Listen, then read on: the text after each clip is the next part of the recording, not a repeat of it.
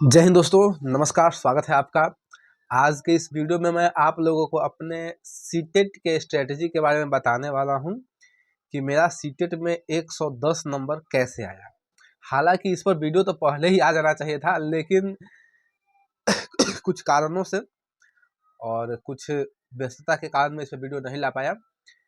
फिलहाल मैं आपको अपनी स्ट्रेटजी बताऊंगा, क्योंकि जब मैं सीटेट क्वालिफाई किया तो उसका एक छोटा सा शॉर्ट्स डाला था यूट्यूब पे, तो बहुत सारे लोगों ने उस पर कमेंट किया और पूछा कि आप कौन सा बुक फॉलो किए थे, आपकी स्ट्रेटजी क्या थी। कुछ लोगों ने ये भी कहा था कि भाई कौन सा तीर मार दिए। कुछ लोगों ने मेरे क्या बोलते हैं जो ओबीसी है उस पर भी सवाल उठाया था। तो सबका सवाल का जवाब मैं आपको अभी दूंगा। ठीक, तो सबसे पहले बात करते हैं कि मैंने क्या किया। तो देखिए, मैं अपना स्ट्रेटजी बताऊं तो मेरी कोई खास स्ट्रेटजी नहीं थी। जब एग्ज़ाम से 1 महीना या लगभग 1.5 महीना पहले का समय बचा था, तब मैं सीरियस हुआ इसको लेकर। और तब जो मैं सचिन एकेडमी, सचिन सर की जो क्लास थी, उसका क्लास मतलब बैच पहले से लिया था, लेकिन पहले मैं इसको लेकर उतना सीरियस नहीं था, क्योंकि कोई और कॉम्पिटिटिव एग्ज़ाम का मैं तैयारी कर रहा था उस समय, तो इसलिए इसको उतना फोकस नहीं किया।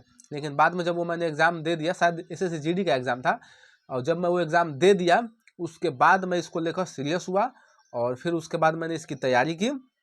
तो लगभग 1.5 से 2 महीना मैं कहूँगा कि मैंने इसकी सीरियस तैयारी की थी। अब सवाल उठता है ये कि क्या 1.5 से 2 महीना या 1 महीना या 4 महीना में हम सीटेट में इतना मार्क्स 100 110 ला सकते हैं कि नहीं ला सकते हैं। तो देखिए, इसका जवाब जाहिर सी बात है कि देखिए, कोई भी व्यक्ति 2 महीना 4 महीना पढ़ कर तीर नहीं मार सकता। अगर आप सोच रहे हैं कि मैं 2 महीना 1 महीना पढ़ कर और सीटेट क्वालिफाई कर लूँ, तो ये असंभव है। अब आप सोच रहे होंगे कि ये क्या बोल रहा है, जो बात खुद बोला उसी का विरोधाभास कर रहा है। जी, तो मैं मानता हूँ कि मैंने 1 महीना 2 महीना तैयारी किया, लेकिन उसके पीछे का जो तैयारी था वो कहाँ गया। क्योंकि सीटेट में जो हमारा सिलेबस था, चूँकि मैं आर्ट्स बैकग्राउंड से हूँ, तो मेरा एसएसटी था, हिंदी था, इंग्लिश था और सीडीपी था, यही ना होता है। तो देखिए, आर्ट्स से हूँ तो मेरा एसएसटी यानी कि सोशल साइंस, जीएस जो है पहले से ठीक ठाक है।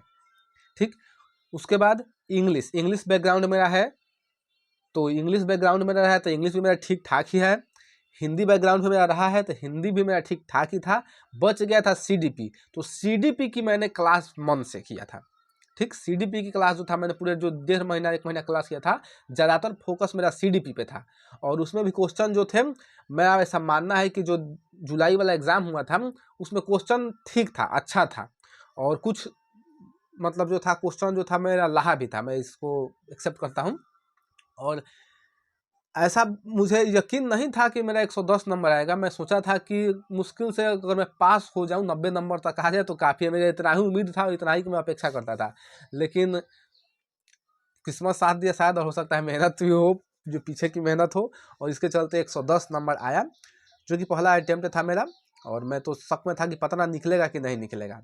तो ये तो रहा मेरा स्ट्रेटेजी। अब इसमें कुछ लोग पूछ रहे थे मुझसे कि किताब कौन सा ले, बुक कौन सा ले। तो देखिए, मैं कोई बुक फॉलो नहीं किया था, सीरियसली एक भी किताब मेरे पास नहीं है। हाँ, बुक के नाम पर मैं एक प्रैक्टिस सेट खरीदा था, बस वही। वो भी प्रैक्टिस सेट में मात्र 2 सेट बनाया था, उसके बाद नहीं बनाया।